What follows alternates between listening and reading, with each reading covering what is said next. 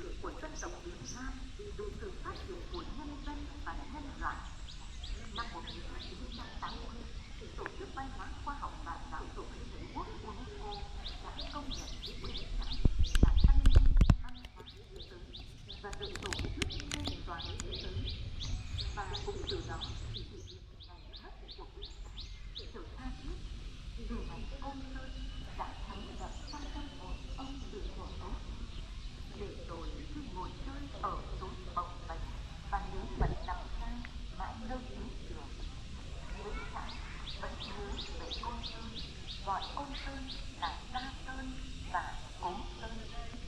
Ông coi Côn Sơn như một mái ấm gia đình. Đó là cách hòa thượng phước dân Việt từ sâu bệnh. Thế nên dân địa phương gọi ngày 5 tháng 5 là ngày giết sâu bọ cũng vì lẽ đó. Tượng tổ được tạc theo phong cách dân gian, đường nét quán tạc không hoa mỹ, dáng tượng gần gũi với những người bình dân, nhưng vẫn toát lên thần thái trang nghiêm thanh tịnh của bậc đại hòa thượng. Tại tổ đường chùa Côn Sơn còn thờ nhiều quan thờ hộ Phật gắn bó với Côn Sơn, trong đó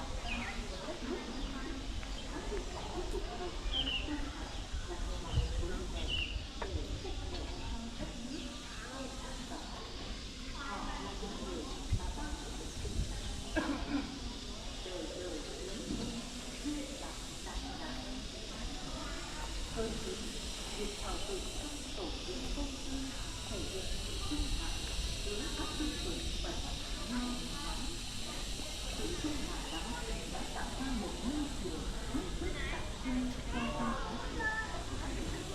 Tam hậu Việt là loài quán quán chứa âm Bồ Tát là hiện thân của tiền sinh Nguyễn Trãi. Theo truyền thuyết, từ thời hậu Văn, thành tân dựng Đạo An thờ ngài dưới chân núi Côn Sơn, tướng tối cung kính dân hương hoa. Ngài cảm động mà nhỏ nước tăng đồi tạo thành tiếng ngọc để cho chúng sinh đẩy chấn.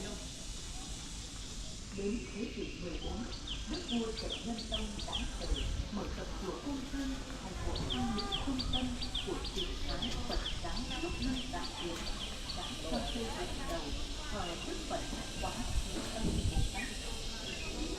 Cuối thế kỷ 19, đất nước ta bị dân tộc xâm lược, chùa Côn Sơn đã đầu thờ Đức Phật quá Thế Âm Bồ Tát.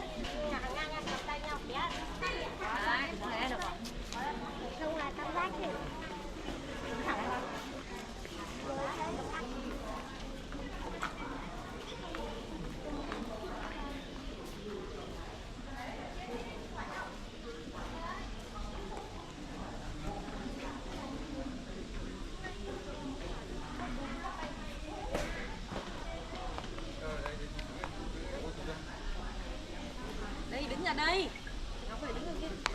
Tại sao mày chụp vào cái góc này như nào vậy? Đứng đây chụp khách đây là lấy cạnh chùa. Đây chụp đứng trên. Dạ, đứng dưới chụp.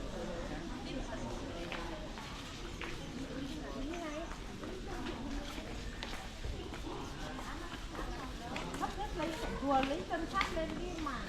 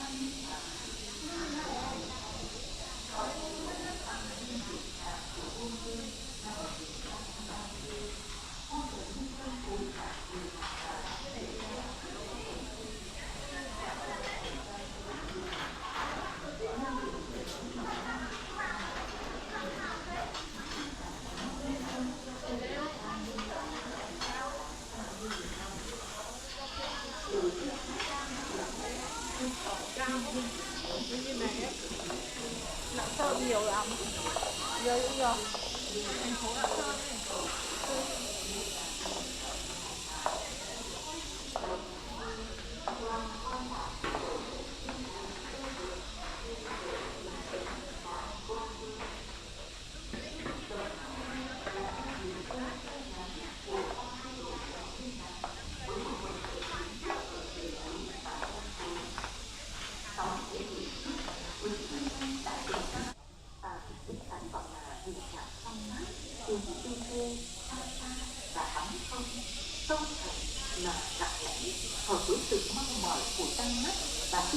ấy. Hầu như đã hòa với bầu trời mênh mông mà vui chơi ra ngoài cõng phận. Ngoài nhà cửa, lầu gác Trần Nguyên Đán còn cho dựng cây cầu thấu ngọc theo kiểu thượng xa hạ kiều, bắc qua dòng suối Côn Sơn. Một dòng sang cực phẩm, các sư bốn vách đất là to.